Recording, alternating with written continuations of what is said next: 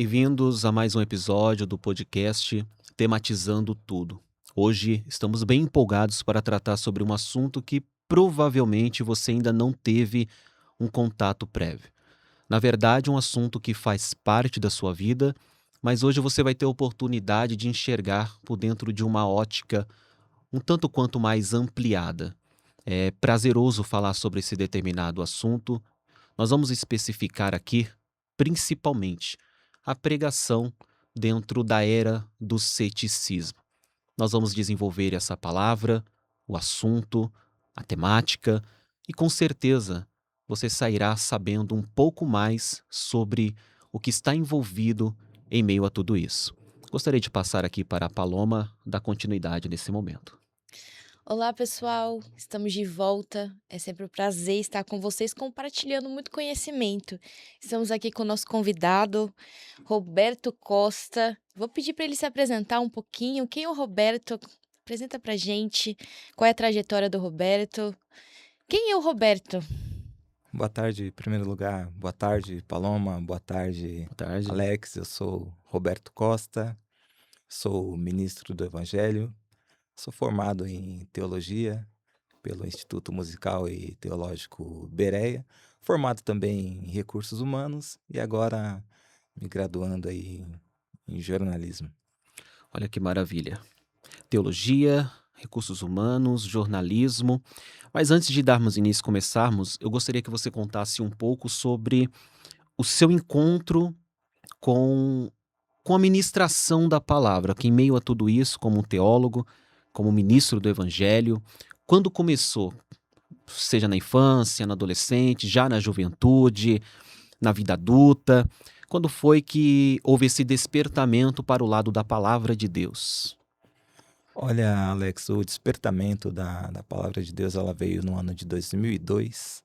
Fui convidado por um amigo, hoje bispo de uma igreja, e ele me convidou e eu fui até o culto. Não era o primeiro culto que eu havia frequentado, porém, esse culto foi um culto marcante, onde eu consegui entender a exposição das escrituras, consegui entender a importância da pregação, e foi a partir dali que teve aquele encontro real. Já havia visitado na minha fase de adolescência, juntamente a, aos, as, ao meu irmão, a minha irmã mais velha, a minha mamãe, que dorme no Senhor desde 2009, mas não havia tido aquele encontro. Eu era somente um frequentador de igreja, mas não tinha tido um encontro real na adolescência. Isso se deu no ano de 2002, aonde eu tive um encontro real por conta da palavra, do que a palavra conseguiu gerar dentro de mim. Isso é muito interessante, Paloma. Acredito que muitas pessoas passam por essa fase. Nós vamos separar aqui entre visitar um templo religioso e, de fato, ali ser convertido pela mensagem, impactado pela mensagem ao ponto de entender que ali está uma nova vida, de fato, a ser vivida. E diante desse relato introdutório aqui, acredito que todos nós passamos por esse momento, onde encontramos, na verdade, somos encontrados por Ele ao ponto de encontrar o verdadeiro caminho. Isso é muito importante, muito interessante. Sim. E partindo disso, dentro dessa sua jornada, caminhada ministerial, nós já vamos entrar aqui para o assunto da pregação do Evangelho na era do ceticismo. A primeira parte aqui que eu gostaria que o nosso público que está em casa ouvindo compreendesse, primeiro, o que é a pregação do Evangelho? Como você define a pregação do Evangelho? A Paloma me disse algo há um tempo atrás, que eu acredito que essa resposta pode até dar um esclarecimento acerca disso, que existe hoje no Brasil, podemos falar sobre o Brasil, uma, uma falta da verdadeira pregação. Como que o Roberto Costa define a pregação do Evangelho? Bom, Alex, Paloma, a pregação do evangelho, eu faço definição em quatro fases: ler o texto, compreender o texto, explicar o texto e aplicar o texto. A igreja evangélica no Brasil, ela está com muitos problemas ela enfrenta problemas, Paloma, Alex, pela falta da compreensão do texto, pela falta da meditação do texto, pela falta do compromisso com as escrituras e as suas aplicações. Então, nós vivemos esse desafio de devolver as escrituras novamente para os templos, e isso é de caráter emergente, é de caráter urgente. Há uma urgência. Os ministros do Evangelho hoje devem carregar essa urgência em devolver imediatamente, de forma imediata, as escrituras para os templos, porque as escrituras elas foram retiradas e foram trocadas pelo entretenimento, pelo excesso de oportunidades. A liturgia, que outrora víamos uma liturgia mais enxuta, vamos dizer assim, hoje trocaram essa liturgia por entretenimento. Então saímos de uma liturgia, saímos de uma ortodoxia para outras práticas com outros viés e outras motivações também. Estávamos falando esses dias, né, Alex? Eu acho que estamos à beira do colapso e precisando de uma nova reforma protestante. Verdade. Na verdade, saímos daqui do último podcast conversando com o Marcial e a esposa dele, justamente acerca disso. Prepara uma pergunta acerca do ceticismo, que eu quero aprofundar um pouquinho mais aqui a questão da pregação, porque foi muito bom essa definição. Acredito que os pregadores que vão ouvir esse podcast, esse episódio, vão poder até se direcionar por intermédio disso. Os pastores também. Pregação, a definição que o nosso irmão Roberto trouxe. Nós precisamos voltar a ler o texto, compreender o texto, explicar o texto e aplicar aquilo que se explicou. Não é um bicho de 7 cabeças. A minha pergunta que fica, Roberto, é: se não é tão difícil fazer isso, por qual motivo me parece que houve uma troca desse verdadeiro compromisso ali com a ministração da palavra de Deus por um outro algo que nem se pode mais chamar pregação da palavra de Deus? A pergunta que fica é: se é tão simples ministrar a palavra de Deus dentro desses pontos, por que trocaram a simplicidade do evangelho por uma coisa que é qualquer coisa menos o evangelho?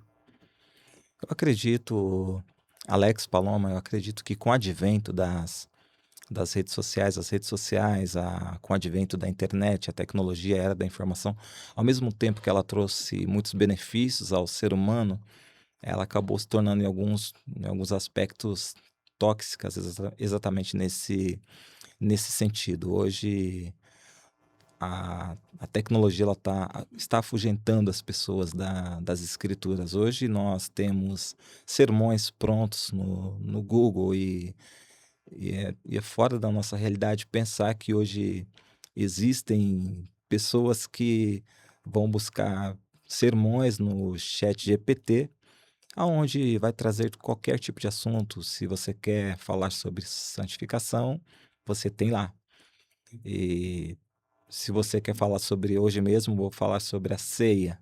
Estarei ministrando ainda hoje na Igreja Primitiva. Um abraço a todos os irmãos da Igreja Primitiva. Hoje eu vou falar sobre a ceia como sacramento.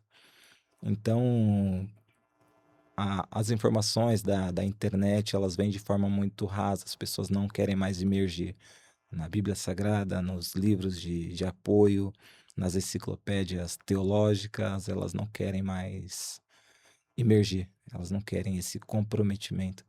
Eu acredito que também vem a dispersão por conta a barra de rolagem, essa dopamina da barra de rolagem, ela é algo terrível.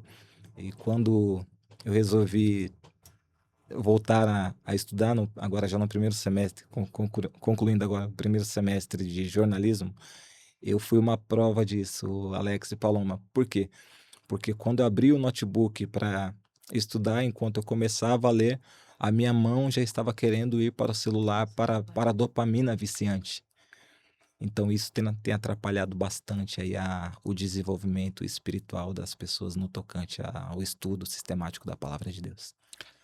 Isso é muito real. Eu já passo aqui para a Paloma, mas só para reforçar aqui o que foi falado. Estive com um pastor recentemente, que ele foi ministrar na cidade do Rio de Janeiro, na vigília. Ele era o segundo pregador. E o pregador da primeira mensagem simplesmente estava sentado do lado dele. E ele disse que claramente ele viu o pastor que iria ministrar preparando a mensagem da vigília ali no púlpito, no chat GPT, lançando ali, me prepara uma mensagem nesse ponto, com isso, com aquilo outro. E ele falou que ficou olhando assim, observando, mas ele imaginou que não ia ministrar aquela mensagem que ele estava preparando ali em cima do púlpito, né, de última hora. E ele disse que exatamente foi ponto por ponto do que o ChatGPT mostrou para ele, foi os pontos que ele trouxe ali e ministrou a mensagem. E realmente você vê uma pobreza no púlpito brasileiro, né? Tem um escritor que ele vai dizer justamente sobre isso quando ele cita que os pastores gastariam muito menos tempo nos gabinete pastoral se eles gastassem muito mais tempo em suas escrivania, preparando o sermão, preparando a mensagem, estudando e se aprofundando. Talvez a consequência do evangélico ou do evangelicalismo tão raso que temos nos dias atuais realmente seja provida de púlpitos rasos. Eu acho que é multifatorial, né? Tanto a internet pode ter contribuído, mas eu acho que também tem uma falta não só de comprometimento, mas tem aqui um viés de caráter também. Eu acredito. Pode ser que eu esteja errada, mas eu acredito que tem um viés de caráter. Muitas pessoas acabam induzindo as pessoas a não procurarem o conhecimento exatamente por ser mais fácil manipular. Você concorda comigo, Roberto? Sim, em número, gênero e grau. Temos ministérios que proíbem o estudo sistemático da palavra de Deus. Porque uma vez que você tem um povo mais leigo, fica mais fácil manipulá-los. Eu tenho essa convicção. Então, por isso não há esse comprometimento com a área do ensino. Eu, eu não tinha noção de quão espinhoso é a área do ensino. Quando nós começamos um núcleo com 15 pessoas empolgadas e passam-se 2 meses, estamos com 8, passam-se 4 meses, nós temos 5, e em menos de um ano o curso está encerrando por falta de pessoas, as pessoas vão deixando no meio do caminho.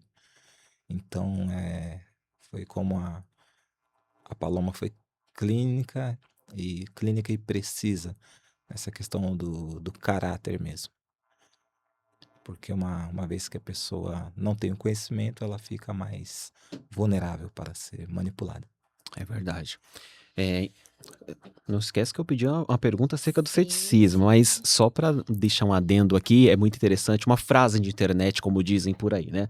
Há uma frase de internet que diz assim: eu posso encher uma igreja quarta-feira em uma campanha e esvaziar a mesma igreja fazendo a exposição da Epístola aos Romanos. É basicamente isso. Você consegue movimentar muitas pessoas. Campanha do Milagre Urgente, campanha do azeite quente de Israel, campanha, sei lá, da vassoura ungida que veio de São João, sei lá do que.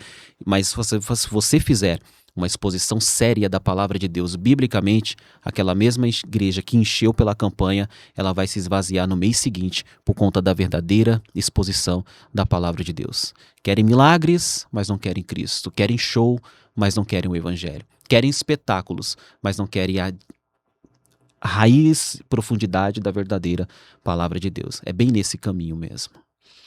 Verdade. Roberto, explica pra gente o que é ceticismo. O ceticismo, Paloma, nada mais é do que questionar crenças estabelecidas onde se exige uma evidência racional.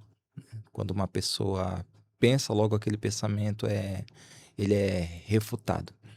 E é bastante interessante que alguns filósofos tentaram trazer isso de uma forma um pouco mais clara. Por exemplo, René Descartes, ele ele trouxe uma concepção antes de duvidarmos de qualquer coisa, vamos ouvir com cuidado esse pensamento, vamos ler esse pensamento, vamos questionar, vamos ver o que essa pessoa pensa, vamos ver o que qual o fundamento do que ela antes de nós, dizermos se devemos crer ou se podemos ou não crer. Então, o ceticismo é essa questão da dúvida, e ele traz isso. O René Descartes, ele, uma vez que houve dúvida, pergunta. E antes de sermos combatidos, antes de sermos atacados, seria interessante que nós fôssemos questionados, porque certamente estamos preparados para responder a razão da nossa fé. É a instrução de Pedro, né? Quando te perguntar, saiba responder a razão da tua fé. Isso é espetacular, né? Profundo, espetacular e, para a época atual, um pouco chocante. Porque se formos de fato analisar, estamos preparados para responder às razões da nossa fé? Acredito que. E aí? Na verdade, eu vou jogar para vocês aí. Será que nós, como cristãos hoje no Brasil, estamos preparados para responder por que cremos em Deus? Por que acreditamos em Cristo? Quais são as bases da fé? Estamos alicerçados no quê? Mas, além disso, vamos lá, vou me colocar no lugar do público aqui, dos nossos ouvintes.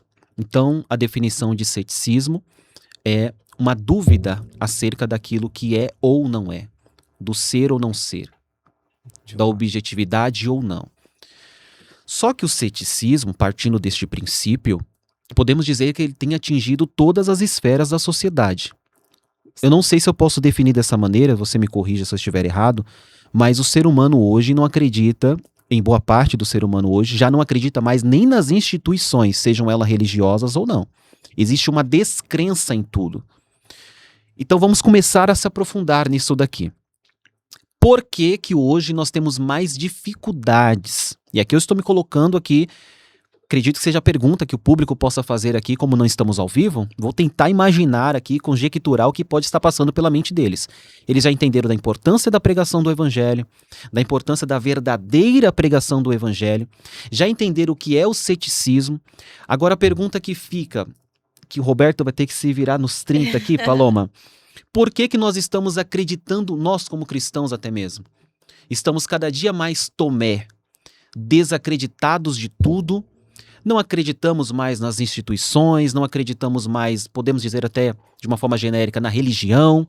Existem muitos que até se consideram cristão, mas já não creem mais nada, já não creem mais em milagres, já não creem mais até mesmo no poder de Deus para efetuar coisas em meio à sociedade, em meio até à vida pessoal. Por que chegamos nesse ponto?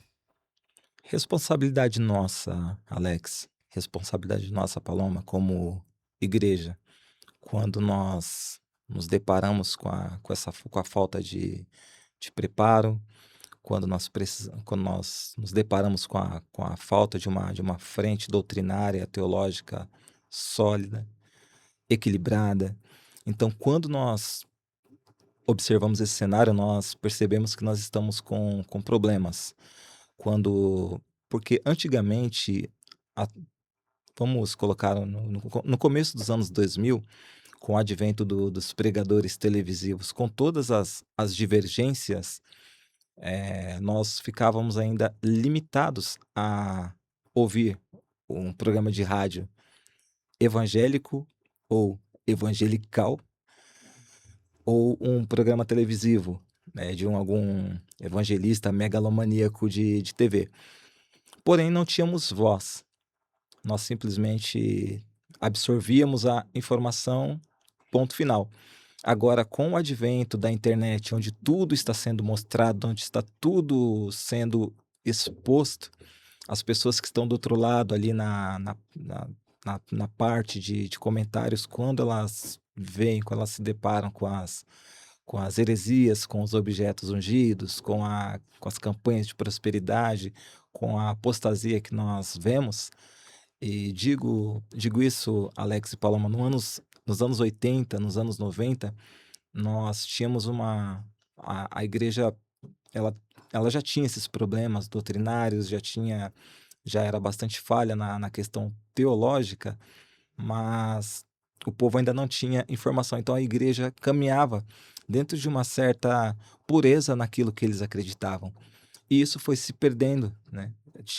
Tínhamos o movimento do pentecostalismo clássico, depois veio o pentecostalismo moderno, e agora nós nos deparamos com um neopentecostalismo que já parte totalmente para o lado de uma apostasia total. E isso gera um total descrédito nas pessoas. As pessoas ficam estarrecidas com aquilo que veem, o sistema religioso trazendo mais morte do que vida, e as pessoas têm sofrido, e o verdadeiro evangelho tem sido sufocado de alguma forma, porque se eu disser aqui que 5% das igrejas no Brasil são bíblicas, pregam a sã doutrina, se eu falar que essa porcentagem é de 5%, eu estou citando um número alto, se falarmos de números aqui. É, Eu, eu sempre observei justamente dentro desse sentido, e realmente é preocupante, porque, e olha que podemos dizer que tratar sobre 5% ainda está sendo bondoso. Está sendo bondoso. E nós não estamos aqui fazendo uma crítica ao cristianismo, nós estamos fazendo uma crítica ao falso cristianismo, né? Porque as pessoas entendam que não somos contra o evangelho, pelo contrário, amamos o evangelho e por amarmos defendemos a verdade, que é um pouco o sentido do que a apologética faz. Estamos quase aqui agindo um pouco ao lado aqui da apologética. Mas partindo desse tema, a pregação do evangelho em meio ao ceticismo, hoje você no campo, na ministração, na pregação da palavra de Deus, pegando como base essa descrença. Como pregador, Paloma esteve ministrando ontem numa sede em Diadema, e o que nós podemos observar, Paloma, que é de fato muito difícil, como ministros da palavra de Deus, quando recebemos um convite, partimos e vamos ali ministrar a palavra do Senhor, nós bem sabemos que o público em si, ele é um público muito misto. Na verdade, qualquer tipo de público, ele é muito misto. Tem aqueles que têm um propósito real, aqueles que nem sabem o que estão fazendo ali, tem aqueles que estão se reencontrando com Deus. Você acredita que hoje, de fato, por conta do ceticismo, da falta de fé, da falta de crença, dessa quebra, de fato, ali de uma certa religiosidade, da desesperança em meio à fé que as pessoas estão vivendo, do desânimo, do desgosto, da decepção, tem se tornado mais difícil a propagação da mensagem? Tem sim, Alex, Paloma. Tem sim, tem causado sim esse impacto negativo. E quando um pouco atrás nós falamos da igreja dos anos 80 e dos anos 90, aquele povo, eles tinham um desafio um pouco menor do que o desafio de hoje, porque eles lidavam, com a missão de levar a palavra de Deus, através da palavra de Deus, gerar fé nas pessoas e trazer para Cristo os incrédulos. Então, a missão, a missão do cristão, do evangelista, do missionário lá da década de 80, 90, era para tratar com os incrédulos. E agora nós tratamos com duas frentes. Nós temos os incrédulos e agora nós temos os crédulos. Os crédulos é mais difícil lidar do que o incrédulo. Porque o incrédulo, ele está lá quieto no canto dele, ele simplesmente não crê. De repente ele pode passar a crer. Mas agora o problema do crédulo, o crédulo, ele acredita em tudo aquilo que ele lê, em tudo aquilo que ele vê. É interessante, Alex, Paloma, conversar com crédulo, porque ao mesmo tempo que ele vai. Isso aqui é um assunto, é um café amargo que nós vamos tomar nessa mesa aqui nessa tarde, porém necessário para despertarmos. O crédulo, ele tem um problema maior, porque ao mesmo tempo que ele consegue discorrer com Alex, Paloma, eu gosto gosto da psicologia da psicologia aplicada do Carl Jung, por exemplo. Gosto da parte, gosto da inteligência emocional de Daniel Goleman. Amo a teoria da inteligência multifocal do Augusto Cury. Mas ao mesmo tempo ele tem como referência o profeta do Pix e aquele cara que revela o RG e CPF e o bairro da pessoa e o número da casa da pessoa em oculto. Vira uma verdadeira salada, né? Uma verdadeira salada Ao, mista. ao mesmo tempo, Alex, chega a ser engraçado isso, né? Mas precisamos colocar nessa mesa. Ao mesmo tempo que ele gosta de John MacArthur, gosta de John Stott, Martin Lloyd Jones, ele consegue ler ao mesmo tempo e absorver, ao mesmo tempo que ele consegue absorver esses citados, ele consegue absorver com a mesma intensidade Dr. Telly Osborne, consegue absorver Benny Hinn, consegue absorver é, tantos outros da teologia da prosperidade. Então, nós temos problema com o credo, porque ao mesmo tempo que ele coloca boas referências, ao mesmo tempo eu não sei como que essa conta não é possível, essa conta ela não fecha, Alex, Fecha. ela não fecha. Será que não falta um pouco de busca da verdadeira fonte? Porque penso eu que se uma pessoa bem estabelecida na verdadeira fonte, eu até não veria problema dela se encontrar com determinados autores. Por quê? Ela teria um filtro. Pode ser, não sei. Mas pode ser que falta essa estruturação bíblica para conseguir caminhar por alguns caminhos e não só para extrair algo de bom, se é que há em determinados autores, mas justamente para conhecer o que tem influenciado outras mentes. Às vezes eu converso com a Paloma e eu digo para ela isso.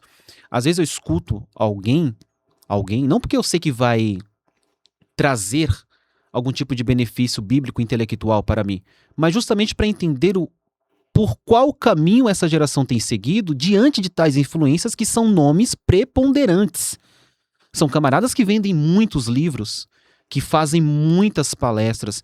E às vezes eu consigo entender um pouco mais do nosso tempo quando eu passo a investigar justamente a fonte deles.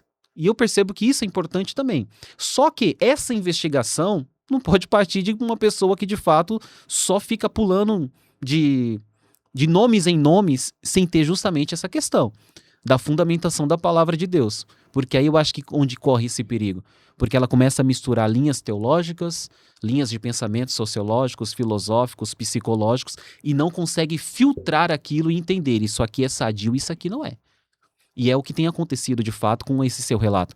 São pessoas que se alimentam de muitas fontes e não entendem que a fonte que ela está se alimentando aqui da direita, a outra fonte aqui da esquerda, são controversas, e ela acha que é tudo o mesmo bolo, faz parte do mesmo pacote, e não consegue diferenciar aquilo, filtrar aquilo, e vai se alimentando. Quando você vai ver, se tornou um Frankenstein gospel. Exatamente, Alex. A pessoa ela vai trazendo para si uma confusão mental, uma confusão espiritual, uma confusão doutrinária, uma confusão teológica, porque como eu disse e repito ao telespectador que está em casa, que estão acompanhando aí o podcast, esse bate-papo, essa conta não há possibilidade dessa conta fechar. De uma pessoa que tem em uma ponta grandes escritores e tem aqui na outra ponta os teólogos da prosperidade, ela consegue beber de todas essas fontes. É exatamente por conta disso que vem essa questão do envenenamento espiritual, aonde ela começa a se alimentar de tudo, ela não tem a capacidade de filtrar e ela entra em colapso. Ela entra num verdadeiro colapso espiritual. Roberto, eu acho que uma boa parte dessa contribuição se dá pelas redes sociais, né? O que é um fator importante da nossa geração e que a gente deve ser utilizado de uma maneira mais pensada. O que a gente vê ultimamente é que pessoas que têm muito a falar normalmente não tá nessas redes sociais. Pessoas mais escondidas. E quem não tem o que falar tá lá, se vendendo. Só que a rede social não consegue fazer esse filtro. E a gente acaba. As pessoas normais ali, as mais comuns, as mais habituais, não conseguem diferenciar o que é um modelo bom do que é um modelo ruim, porque na rede social só tem um modelo ruim. Então elas pegam isso como modelo principal. Como que a gente consegue trabalhar isso? Talvez falta um pouco de mais coragem de quem de fato está pregando a verdade e precisa se mostrar mais, defender mais a sua fé? Eu acredito que sim, Paloma, acredito que sim, Alex, porque nós estamos bastante omissos nessa questão. porque ao mesmo nós temos em uma ponta a doutrina bíblica e hoje já temos, Paloma, a doutrina da rede social. Qual a doutrina da rede social? Os teólogos da internet, É. os doutores de plantão, os que dominam todos os assuntos sem frequentar templo, sem serem colaborativos no reino, sem conversão, sem frequência de igreja, sem pastoreio. Então eles conseguiram encontrar um texto em Atos dos Apóstolos que diz que Deus não habita em templo feito pelas mãos dos homens e logo introduziram isso como uma doutrina de internet. Olha, você não precisa ir à igreja. E isso tem aumentado o número de desigrejados. E aí eu uso até como exemplo, eu tenho 2 filhas, eu tenho a Melissa de 10 e a Elisa de 4 anos. É muito triste quando a Elisa de 10 ela dá mais ouvido a uma coleguinha da escola do que ao pai e à mãe. São essas pessoas que passam a barra de rolagem de internet e chegam ao irmão Alex e dizem: "Irmão Alex, eu não vou mais à sua igreja". Porque eu não sei nem o nome dele, mas eu ouvi ele falando lá que Deus não habita, isso aí é um prédio. Deus não habita em templo feito pela mão de homens, está na Bíblia. E a mesma Bíblia diz para nós não deixarmos a nossa congregação, como é costume de muitos. Então, os teólogos da internet têm sido uma pedra de tropeço na vida de muitos cristãos. Temos até, pegando um gancho aqui, temos o assunto chato, que só vai encerrar amanhã depois do Jogo do Brasil. Pastores que mudaram cultos, que não muda culto. O que não muda culto é mais crente, o que não mudou é menos crente. Isso fere a liberdade dos irmãos, isso fere a nossa vida, isso fere a nossa santidade, isso ofende a glória de Deus. Esse assunto chato que só vai terminar amanhã após o Jogo do Brasil. Não há nada novo, na verdade, debaixo do sol, né? Tem uma mensagem que eu gosto de tematizar ela de uma forma bem polêmica, que está em Romanos capítulo de número 14. Paulo está tendo que lidar com justamente uma diferença que havia entre uns e outros. Uns comiam, outros bebiam. Os que comiam determinados tipos de alimento julgavam os que não comiam. Os que bebiam determinados tipos de bebida julgavam os que não bebiam. Eu gosto de tematizar essa mensagem dizendo: cuida da sua vida. Foi uma mensagem muito forte do apóstolo Paulo em Romanos 14. Porque os que comem, ele diz assim: os que estão comendo os alimentos que vocês acham que não devem, estão comendo para a glória de Deus. Os que estão bebendo que vocês acham que eles não devem beber, estão bebendo para a glória de Deus. Em outras palavras, Paulo está simplesmente dizendo: cuidem da sua vida. E talvez essa seja uma das dificuldades do cristão, de fato. Como eu não percebo muito bem essa polêmica aí do jogo do futebol, mas pelo que eu estou entendendo, o jogo do Brasil vai ser próximo ao horário do culto, é isso? Sim. E aí eles estão mudando o horário e outros não. Sim, uns estão mudando, outros não. Então, quem não está mudando ataca os que mudaram, diz que é idolatria, e os que não, e vice-versa, né? Então, está essa questão: os que mudaram estão sendo criticados pelos que não mudaram, e os que não mudaram estão criticando os que mudaram. E eu já fiz esse link automático, Alex. Eu já fiz esse link também, quando Paulo diz nessas palavras, porque aquele que tem estrutura para comer, coma, mas não julgue aquele que não coma, e aquele que tem estrutura para beber, beba, mas não julga aquele. Ou seja, quer comais, quer bebais, quer façais qualquer outra coisa, fazer isso para a glória de Deus. E nós podemos até aproveitar um gancho, nós estávamos falando aqui da parte da religiosidade. O que tem acontecido muito, as pessoas têm tentado se apropriar da consciência dos irmãos, privando os irmãos da graça de Deus. Quando eu tento fazer do seu livre pensamento, Alex e Paloma, quando eu tento me apropriar do pensamento de vocês, isso não está correto diante de Deus, de eu privar vocês da graça de Deus, tentando privar vocês dentro dessa questão. Faça isso, não faça aquilo. A Bíblia ela traz com muita clareza tudo que nós podemos fazer, o que nós não podemos fazer, aquilo que é lícito fazer, mas aquilo que não é aquilo que não nos convém fazer. Existem coisas que não são. Existem muitas coisas que nós fazemos que, se nós olharmos nos parâmetros da lei, não é ilegal, mas é imoral. Sim. Então temos que ser dotados desse discernimento para não nos permitirmos que a nossa mente seja manipulada, seja controlada, que a nossa liberdade ela não seja atacada, ferida por um líder, ou até mesmo nós, na condição de ministros, privar algum irmão da graça de Deus, nesse sentido, se apropriando da consciência dos irmãos. É verdade. Só um adendo aqui que acredito ser importante aqui diante de tamanha responsabilidade que nós temos. Essa liberdade que nós temos em Cristo, ela não pode também de maneira nenhuma, que foi o que o Roberto praticamente disse aqui abertamente, se tornar também em libertinagem. E um detalhe muito interessante é que esta liberdade em Cristo que nós temos não pode também, biblicamente falando, tornar-se uma pedra de tropeço na vida dos nossos irmãos. Por quê?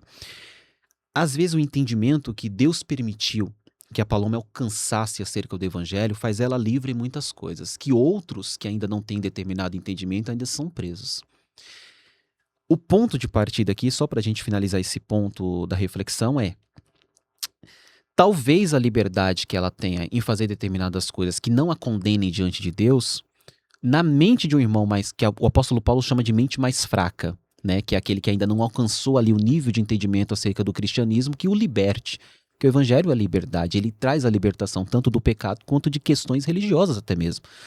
Só que se essa liberdade que eu tenho causa em quem está próximo de mim uma queda, isso se torna um pecado para mim, porque eu estou levando o meu irmão a tropeçar. É óbvio que tudo isso dentro de um certo limite também. Eu não vou me privar de tudo, porque não, qualquer passo que eu der, meu Deus, agora alguém vai se desviar porque eu fiz isso. Não, mas a gente tem esse equilíbrio que o Espírito de Deus nos promove, mas a gente não pode esquecer disso, que algumas situações, se der para evitar, para não causar um tropeço aos nossos irmãos, por mais que tenhamos a liberdade daquilo biblicamente, é bom que venhamos a evitar para não causar esse tipo de constrangimento, escândalo, seja lá o que for, né?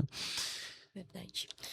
Roberto, e diante desse cenário que nós estamos vivendo, estamos vendo, qual é a dificuldade do pregador em ministrar a palavra fiel ali às escrituras, principalmente diante de uma sociedade que rejeita o absoluto? Eles não querem saber de verdade absoluta. Eles querem que as coisas se ajeitem ao modo deles, que seja mais confortável para viver. Eu acredito que tem bastante desafios aí. Os desafios, Paloma, são maiores, porque com o relativismo ele faz com que as pessoas não acreditem ou abracem uma verdade absoluta. E nós cremos piamente que a Bíblia, ela não contém a palavra de Deus, mas ela é a palavra de Deus. Ela é a infalível e inerrante palavra de Deus. Nós cremos nisso. E o relativismo, ele traz essa ideia de que tudo é relativo, ninguém pode carregar uma, uma verdade, né? Eles trazem essa ideia, e isso torna um pouco mais desafiador, até mesmo hoje, por conta da doutrinação nas escolas. Hoje as nossas crianças estão em perigo, porque elas não recebem mais conteúdo, elas estão recebendo doutrinação. Na faculdade agora, no comecinho da faculdade, na faculdade de jornalismo, eu já peguei uma matéria de sociologia cultural. Boa sorte. É. Sociologia cultural, vamos lá. E começaram a trazer o que você pensa de situação B, situação A, B, X, Y.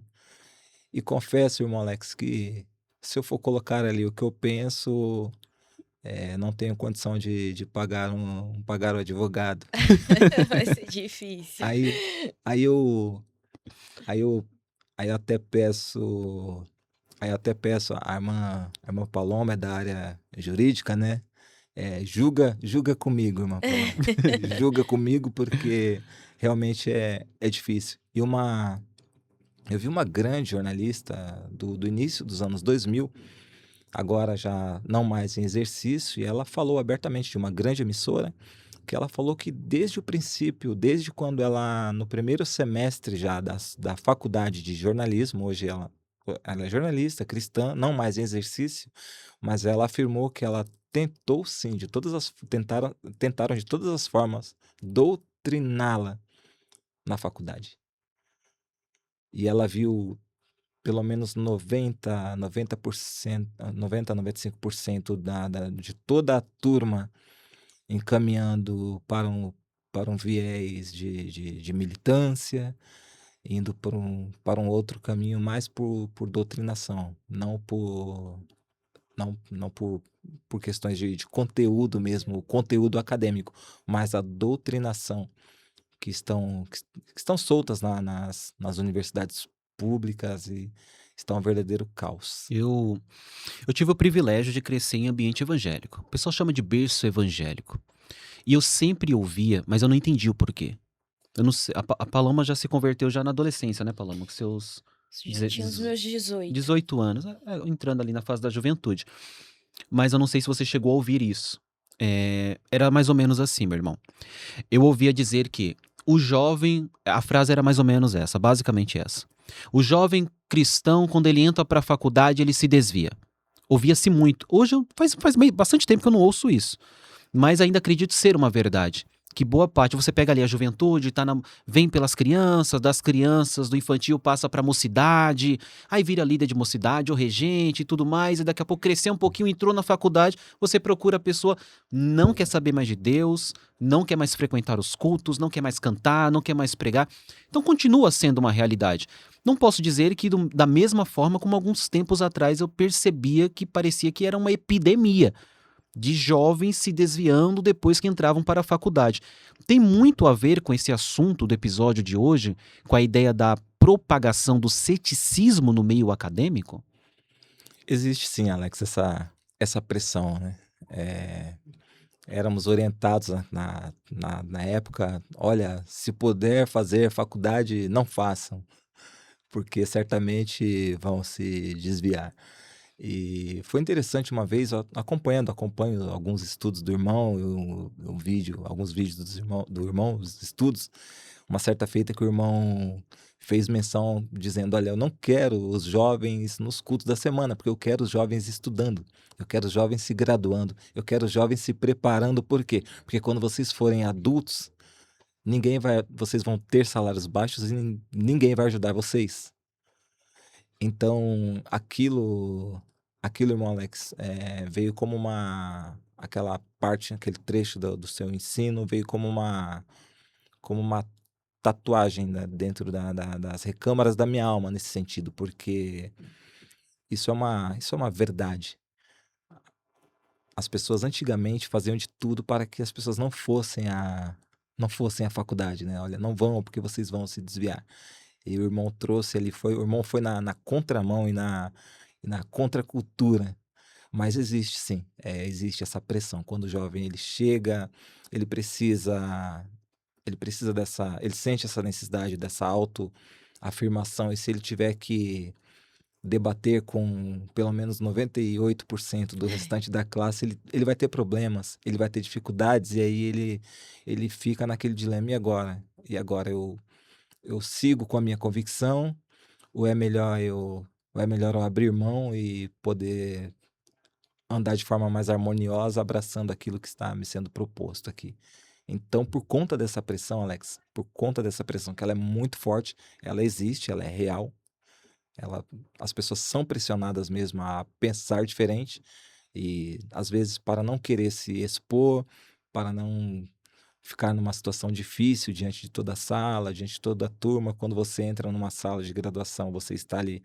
Hoje nós temos aí o EAD, mas na época do presencial, você saber que vai sofrer uma pressão diária durante 4 anos. Então vem aquela questão, quando aquele jovem coloca a cabeça no travesseiro, e agora? O que que eu faço?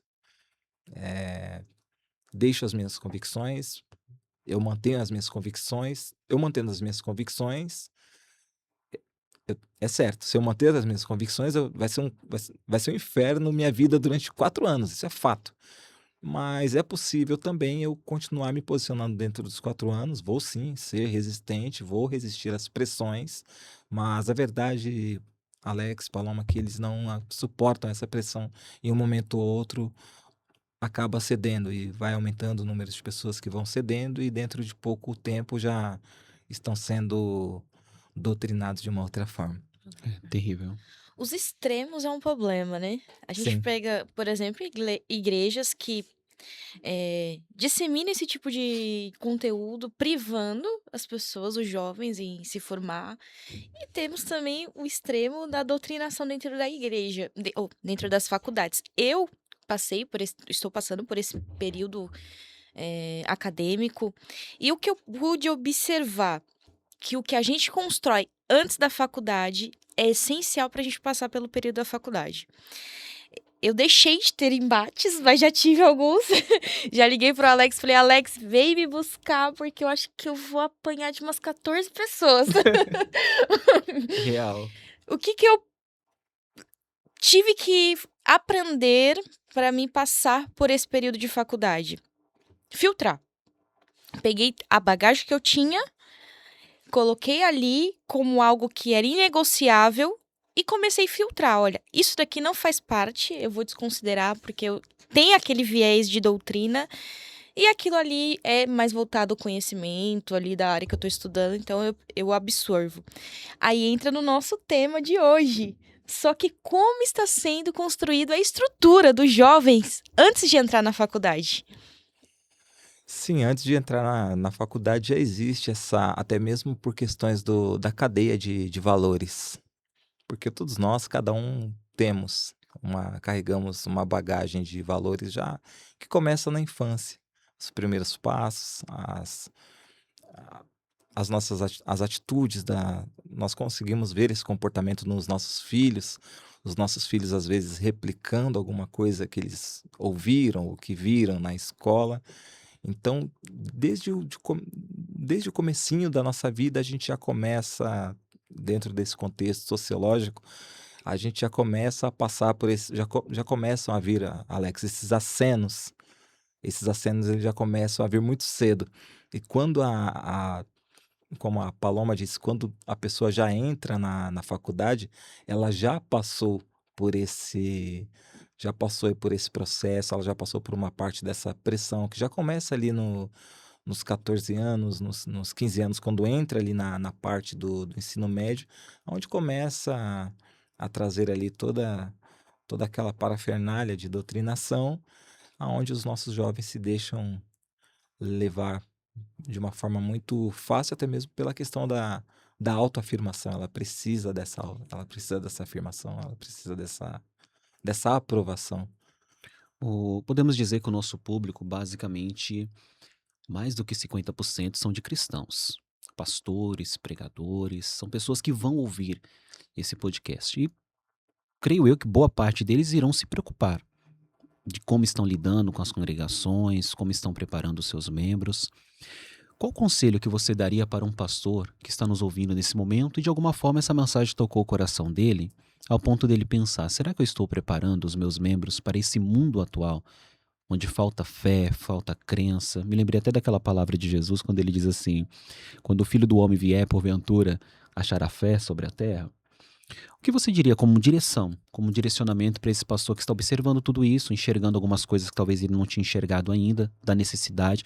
Por exemplo, eu conheço alguns que ainda não implantaram em suas congregações um culto de sino, por exemplo, pelo menos um culto por semana, onde ele não vai voar ali, ele não vai jogar a cadeira para o alto, ele vai colocar o povo para sentar, ouvir e aprender, e ainda não preparou isso. Mas talvez, com esse despertamento, ouvindo essas mensagens, ele pense: preciso preparar a igreja, preciso fortificar os meus membros. Qual mensagem que você deixaria para esse pastor? Eu deixaria, Alex, Paloma, eu deixaria a seguinte mensagem, que o diabo ele não tem pressa. O diabo não tem pressa. O filósofo Friedrich Nietzsche, ele já dizia isso no passado. Ele dizia isso há um tempo muito distante. A nossa ideia é, eu vou falar até olhando para a câmera ali. O filósofo Friedrich Nietzsche, ele dizia: nós vamos esmiuçar Deus da mente das pessoas. Ele diz: eu não terei tempo hábil, eu não terei tempo, anos de vida para tal coisa, mas vamos, sim. Ele disse que o martelo, ele disse, as pessoas vão lá na frente ouvir falar do martelo de Nietzsche. As pessoas vão saber o que é o martelo de Nietzsche. Um filósofo que tinha como missão esmiuçar Deus da cabeça das pessoas. Então, o que nós vemos hoje na mente das pessoas dentro de uma cultura ateísta? Então, o que eu diria para os líderes hoje, os líderes imediatistas que estão plantando hoje, já para colher em 2027 ou 2028, não tenham pressa, mas façam todos os dias o que deve ser feito. Preguem o evangelho em tempo e em fora de tempo. Porque nós vemos a inversão de valores e nós vemos se cumprir, assim como nós tínhamos os profetas do Antigo Testamento, assim como nós falamos com tanta graça do profeta Isaías, o profeta messiânico que profetizou acerca do Messias, pelo menos há 740 anos antes do Messias nascer, ele já falava, né, que um filho nasceu, um filho se vos deu, o principado estava sobre ele, e o nome dele ele será chamado Maravilhoso, Conselheiro, Deus Forte, Pai da Eternidade e Príncipe da Paz. Assim como nós nos vislumbramos com essas profecias dos profetas do Antigo Testamento, nós vemos também os filósofos lá do outro lado, as pessoas com outro tipo de pensamento que não estão nivelados com a palavra de Deus. Por exemplo, da mesma forma que Friedrich Nietzsche ele dizia que iria esmiuçar Deus da cabeça das pessoas, como que está a mente dos nossos jovens? Como é que está a mente dessa sociedade? O martelo de Nietzsche já esmiuçou Deus da mente dessas pessoas? O socialista Lenin, por exemplo, ele disse, Alex, nós vamos conseguir. Ele também não teve pressa. Assim como o diabo não tem pressa, Friedrich Nietzsche não teve pressa, Lenin também não teve pressa. Ele fez uma afirmativa, Paloma, ele disse uma frase, ele falou, nós vamos conseguir inverter, nós vamos mudar o jogo. E nós vamos torná-los o que nós somos. Na parte, estou falando aqui no âmbito no nicho da intolerância. Ele falou, nós vamos conseguir torná-los o que nós somos. E quem são os intolerantes hoje? Somos nós, Quem, cristãos. Na verdade, quem são os opressores? eles fizeram esse desenho de nós, na verdade, né? Mas tem aquela frase que você cita muito. Acuse-os daquilo que daquilo você que é. somos. Que eles desenharam essa imagem de nós, né? Sim, Lenin, ele trouxe essa ideia, né? Ele disse, olha, nós vamos conseguir. Nós vamos conseguir. Assim como, claro, que são dois opostos. Nós estávamos falando aqui do profeta Isaías e dos profetas que... Mas parecia... a gente olha para isso, nós vemos a profecia do mal Meio que se cumprindo. se cumprindo, ministro Alex, porque aquilo que os filósofos diziam de esmiuçar Deus da cabeça, da concepção das pessoas, aquilo que Lenin falava, olha, vamos torná-los o que nós somos. Então, É mais ou menos o que nós tratamos no último episódio aqui acerca da batalha pela mente, né? sim, Eles de fato conseguiram infiltrar dentro da mentalidade das pessoas e muito preocupante a forma que você abordou pela paciência, eles não têm pressa para destruir. Então, os meios que eles foram utilizando não foram meios imediatistas, Eles foram se filtrando de fato, se envolvendo em todo o âmbito da cultura, na música, no teatro, no esporte também. As pessoas pensam que o esporte é bem neutro, quando na verdade existem muitos. Você pega, por exemplo, a abertura da Copa, tem toda ali aquelas mensagens subliminares sendo passadas, as músicas cantadas, as letras, a performance dos artistas, tudo tem um viés por detrás de tudo aquilo. Então eles dominaram tudo de fato, mas não foi da noite para o dia. Como você bem citou aqui, foram muito pacientes.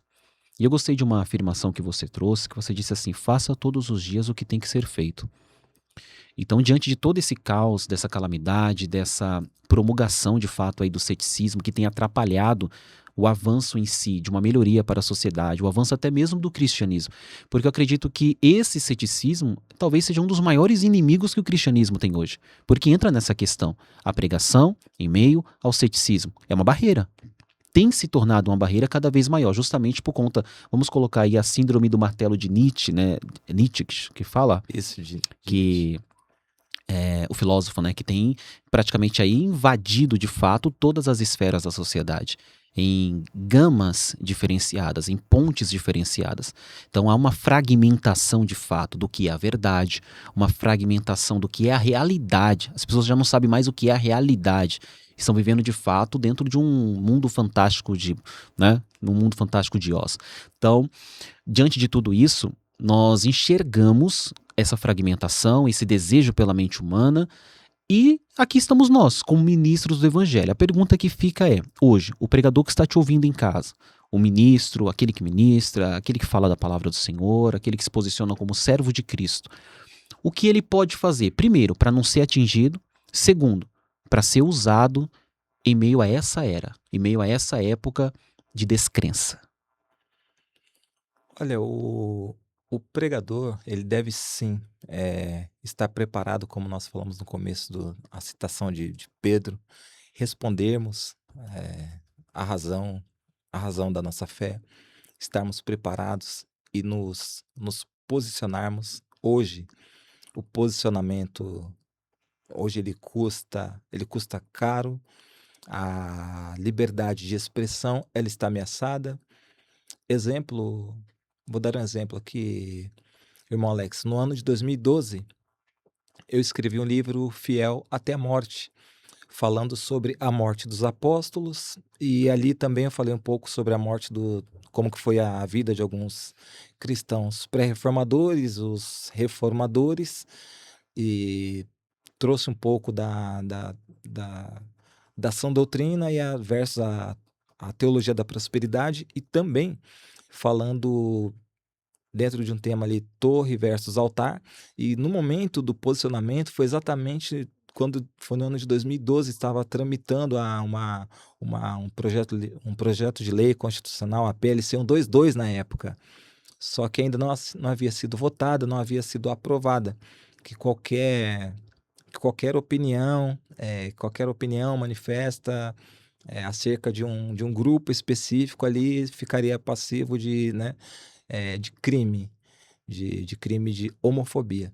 Naquela época eu escrevi o livro, publiquei o livro e falei sobre o livro, caminhei pelas igrejas com este livro, fiz a venda dos livros. Agora, esse mesmo, aquilo que era posicionamento, aquilo que era opinião, aquilo que também embasado na palavra de Deus, hoje já foi votado, já foi aprovado, hoje já é crime.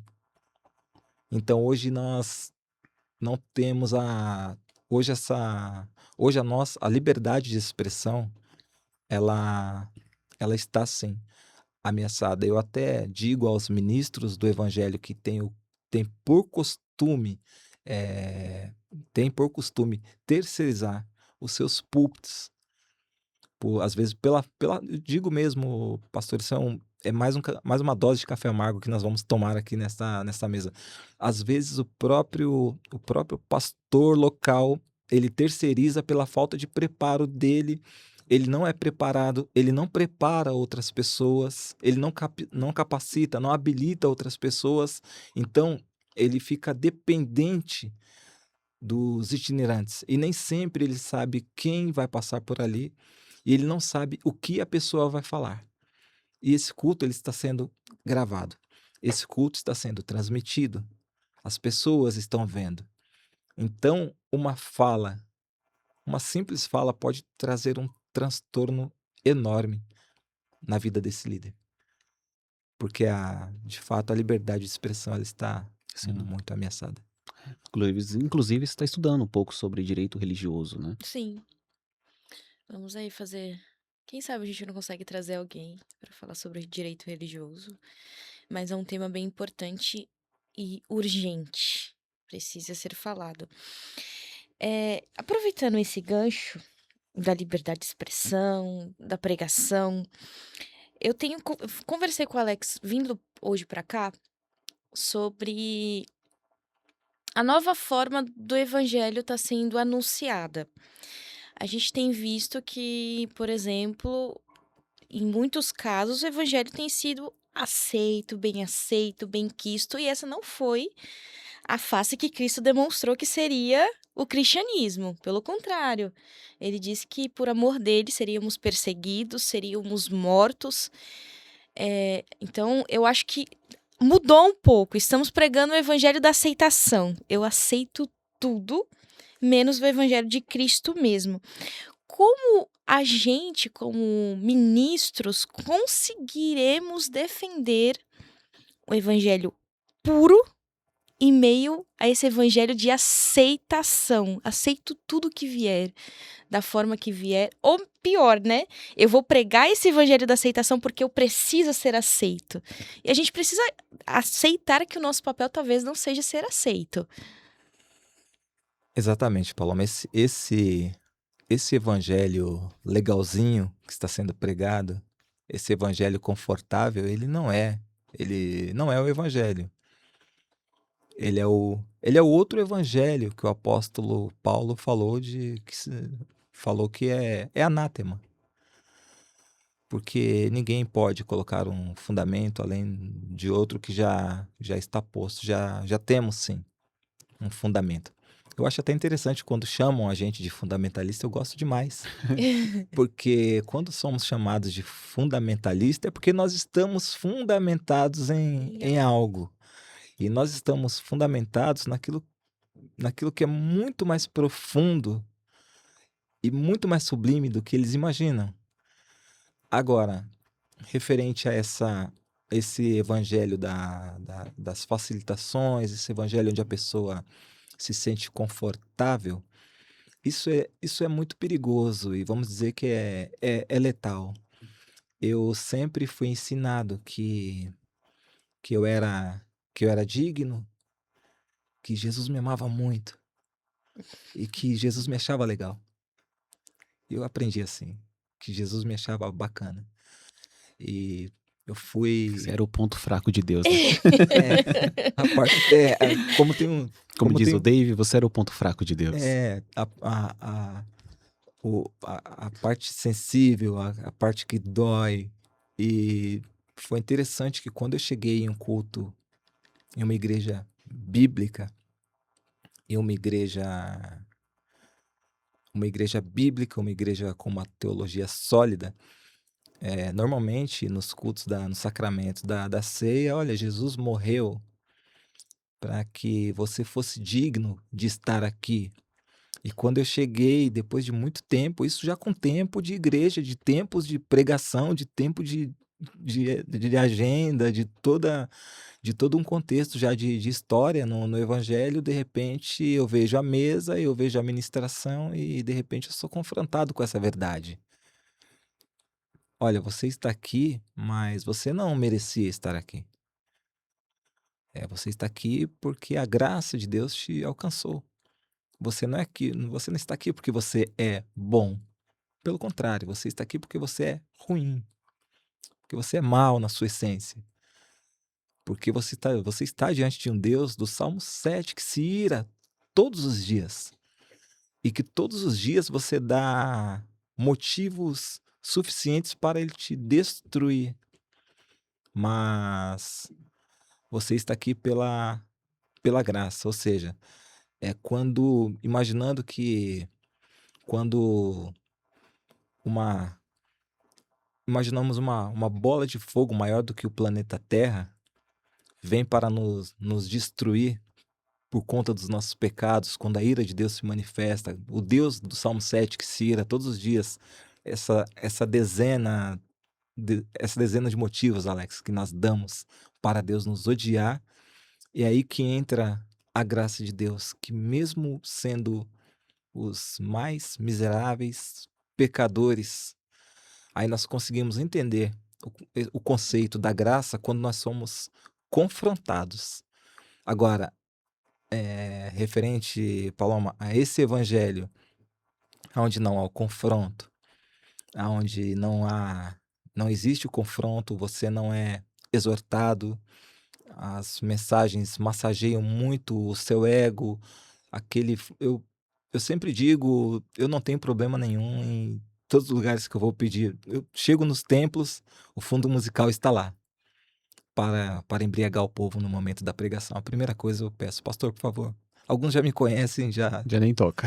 não tocam, porque esse evangelho, Paloma, esse evangelho, Alex, da aceitação, esse evangelho que não há, onde nós não somos confrontados, nós temos que ter a consciência, temos que ser cônscios dos nossos pecados, que somente pelo fato de sermos cristãos e não nos debruçarmos nas Escrituras todos os dias, como disse o salmista, medita na lei do Senhor de dia e de noite, quando nós não temos uma vida de oração, uma vida da prática da palavra, nós já estamos num pecado gravíssimo. Nós já estamos dentro de um contexto de um pecado gravíssimo, porque não existe essa conexão, não há como nós temos essa comunhão com Deus, esse relacionamento, se nós não temos esse relacionamento com a palavra, porque Deus ele se relaciona com nós através da palavra. Deus ele fala conosco através da palavra. Deus ele nos dá a direção espiritual, a direção para como nós devemos conduzir a nossa casa, como nós devemos conduzir a nossa família, como nós devemos conduzir as questões da vida pela palavra. E Deus ele revela a vontade dele pela palavra. Se nós não caminharmos pela palavra, como que nós vamos ter aí um direcionamento para como nós caminhamos? Essa é a minha... É a bússola, né, do cristão, a palavra de Deus. Me lembrou uma vez, uma irmã disse, conta-se, né, uma história, digamos assim.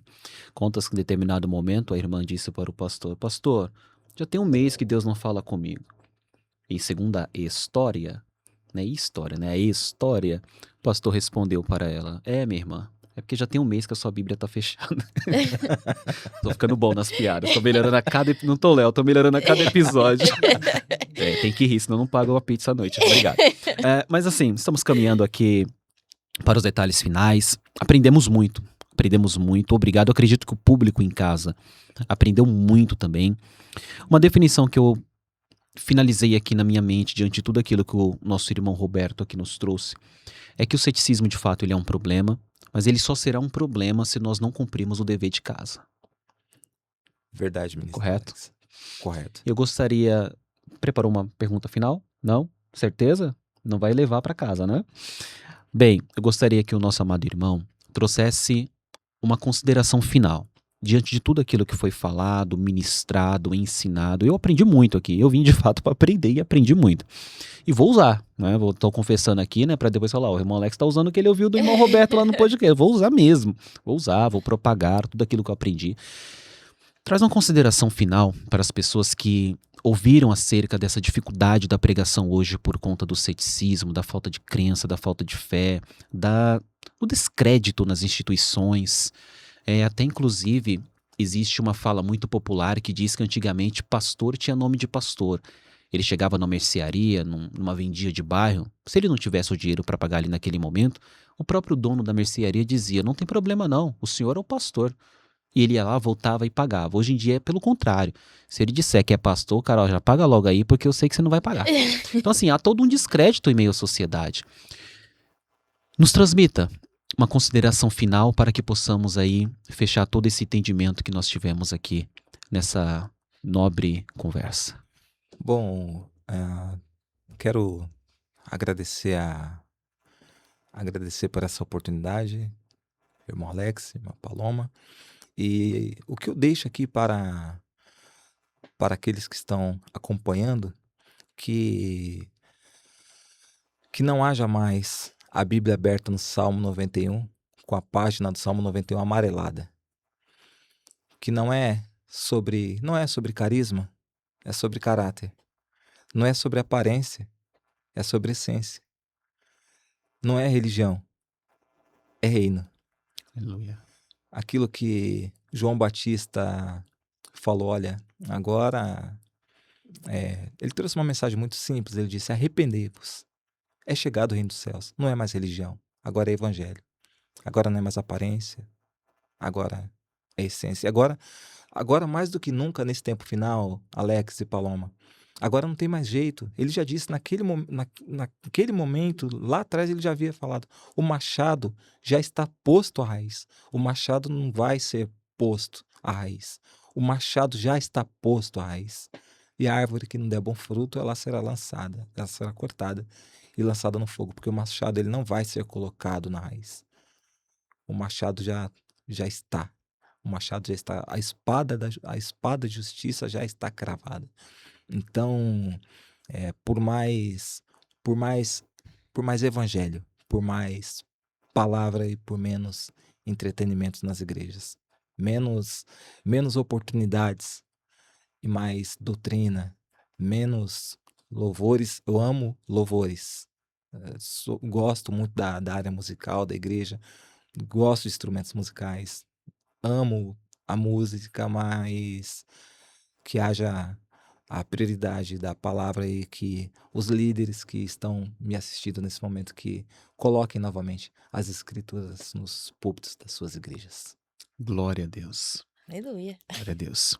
Roberto, para finalizarmos, gostaria também de saber como que o meu amigo pastor, o meu amigo pregador, líder de mocidade, líderes do ciclo de oração, todos os departamentos da igreja, conseguem te encontrar nas redes sociais para te levar, para dar uma palestra, ministrar num congresso, numa festividade, um culto da tarde, culto funeral, seja lá o que for. Como eles conseguem te encontrar? É pelo Facebook, é pelo YouTube, pelo Instagram, WhatsApp?